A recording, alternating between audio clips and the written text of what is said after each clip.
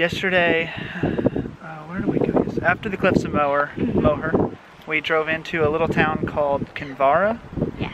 We stayed all night at a really nice little hotel. Nothing fancy or anything, just a nice little guest house, yeah. Yeah. In the middle of Kinvara. And then this morning we had breakfast there because it is a bed and breakfast. They provide. Yeah. Breakfast is included. Yeah, breakfast is part of the deal. So we started driving towards. We're hoping to go to a monastery, an old monastery today, and making our way towards Dublin. Yeah, making our way towards Dublin. But we found a sweet little castle on the side of the road again. Right. Not even out of Kinvara yet. Yeah. On the end of Kinvara. On the end, yeah. Yeah.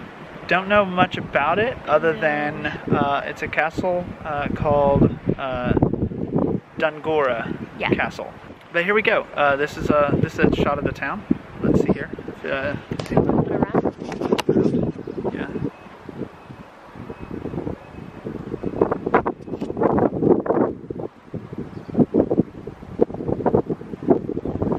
And then the castle is behind us. Yeah, the castle. Let's see if I drop this down. Yeah, you definitely don't want you in it. Why not? Looking up your nose? Yeah, well, I looked down with it. Oh, okay. So yeah, there's some castle. We found a little bench. And we're sitting on this little bench over here on the side. So, anyway, that's Dunguaire Castle. Yeah.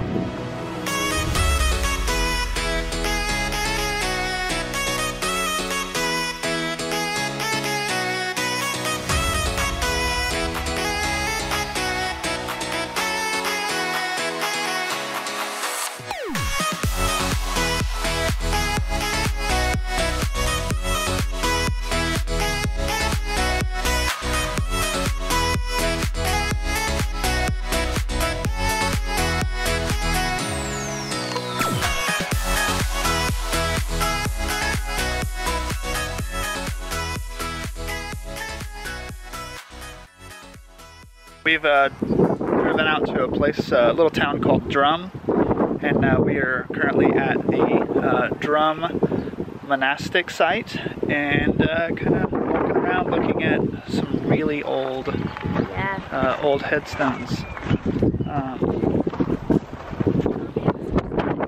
They do. So they've got a nice little index of different surnames that have been buried here. It's pretty cool. I'm going to give you a little shot of this. Yeah, that's cool.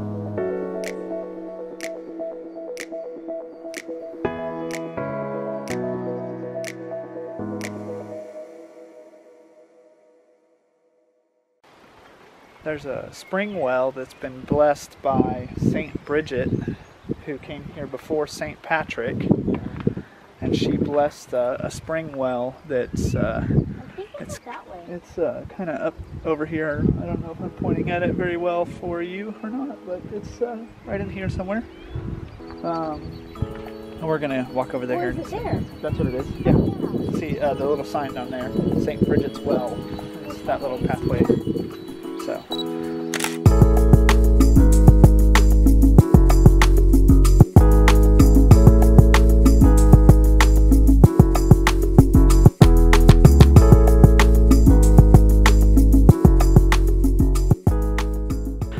So we ended up going to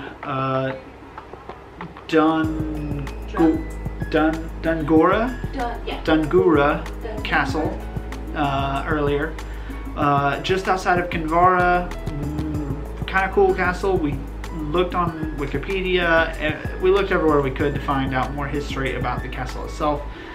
Didn't learn a whole lot. I guess a lot of the history was lost over the years. It sounds like the English took over the castle at one point in time, gifted it to a person who was loyal to the crown, and after that it was pretty much a done deal. Not much history of note anyway happened from that point on, though we did learn it was used as a meeting place for literacy scholars and that kind of thing. Poets. Specifically poets, as Carlie is reminding me. And after that we drove to, what's the name of that town? Drum. We drove to a little village called Drum, where they have an old monastic site. It's like the Drum Heritage Center. I don't remember if that's quite right. Yeah. We got little pamphlets. But it was somewhere that I found on Google Maps using my Google image searching. So I followed our route from Kinvara all the way to the town we're in now, which is Tullamore. And along the route I saw an image pop up for this Drum monastic site at the Drum Heritage Center. I know Carlie loves like old tombstones and gravestones and grave sites. As well as, you know, just old buildings that are kind of falling into ruin, that kind of thing. She really likes all the history there, all the just the amount of information and just the feel of those kind of old places where just so much has gone on. We learned a little bit about the famine that hit Ireland during, was it 1845? Yeah. 1845 through 1848. It hit that particular region through 47 really bad. And so I know a couple of stones that we looked at were from, like, they died in 1846, sorry. And yeah, the famine hit that area really bad. I think I read online that about 450 people from their little, like, village area died during that famine, but 1 million in Ireland died during the same famine, but 450 or so in that area. But it was one of the most significant and what's the word? Not like detrimental, but they said it was like the greatest human tragedy that has hit Ireland. Yeah, that's what I'm trying to think of. Ever. So, yeah. What brought it up was we found a couple, like a headstone, tombstone. It was one of the Griffin headstones. Yeah, we found a tombstone, and it had the husband and wife dying, you know, just a couple months apart from each other, which is it's pretty uncommon to have them die so close together and be of different ages. And they're as Carlie's saying. I think it was one of them was 69 and the other 61 or something. Yeah, I'm not sure. I don't remember for sure, but they were different ages, but it was like I saw it and I said, "Oh, that's really like strange. They died in the same year and just a few months apart." And so that immediately made me think like maybe there was something big going on during that time period in the country that would cause deaths of people like just so close together. So looked into it. Carlie read some history on it, and it's about the famine in Ireland during that time, and that's what it was. That's what those people would have died from, is like starvation, which like blows my mind how that, like, what that looks like, how that works. It's, you know, just, we live in such a time period now that it's, you know, you just walk down to the grocery store and get whatever you want. Yeah, you can just walk next door and somebody's going to have food. And we're talking about people who literally could walk for miles and miles and not find, you know, anything, anywhere to even find food. If they had money to buy it, they still couldn't buy it because it just didn't exist.